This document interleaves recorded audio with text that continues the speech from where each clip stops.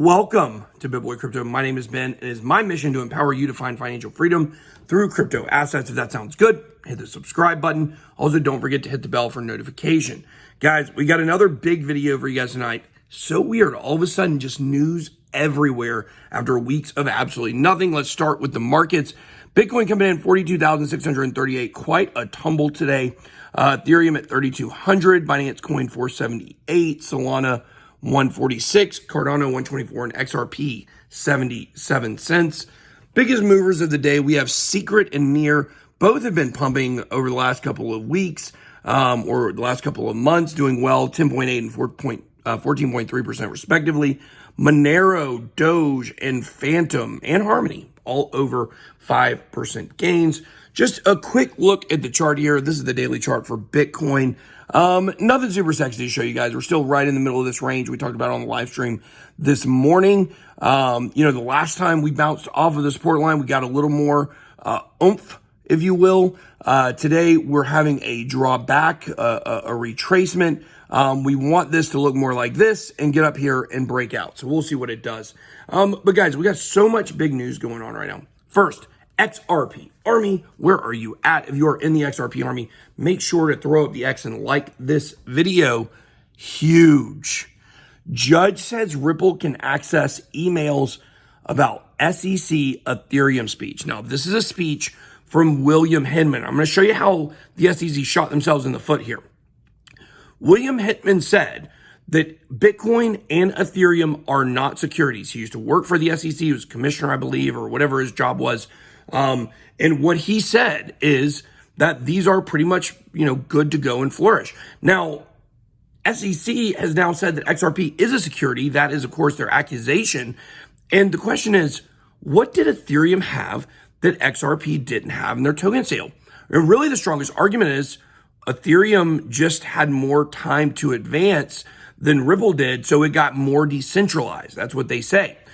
However, the SEC said that William Hinman's, views are his personal views, and that's not actually the SEC position. The Bitcoin and Ethereum are not securities.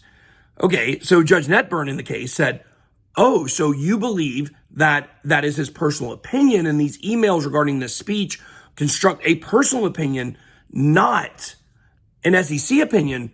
Well, you can't protect that. There's no precedent for protecting a personal opinion. So now Ripple is going to get access to all of the emails that went around in the days previous to that statement that could show the SEC reasoning and logic on why that William Hinman believed Ethereum should not be a security. This could be a devastating blow to the case for the SEC. Payments giant Block to build open source Bitcoin mining system. We're going to fly through these stories, but they're very important. Jack Dorsey behind Block, formerly Square.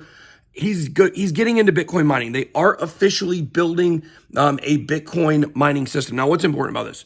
Jack Dorsey was just on the record saying Web3 sucks and it's all VC money. You start to figure out it's because he's so into Bitcoin. Cash App and Square, their number one moneymaker was Bitcoin.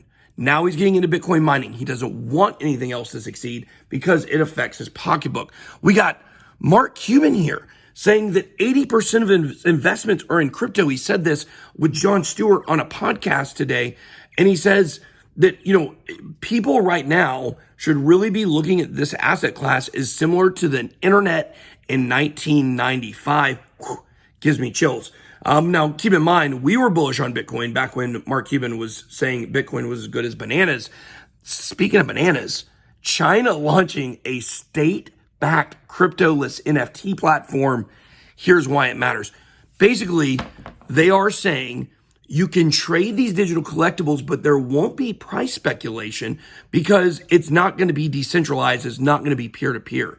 It's almost like when you get your kid a phone, but you don't connect it to the internet. So you're like, oh yeah, you got a phone, but they don't have the full access and capabilities. That's what China is doing to its citizens.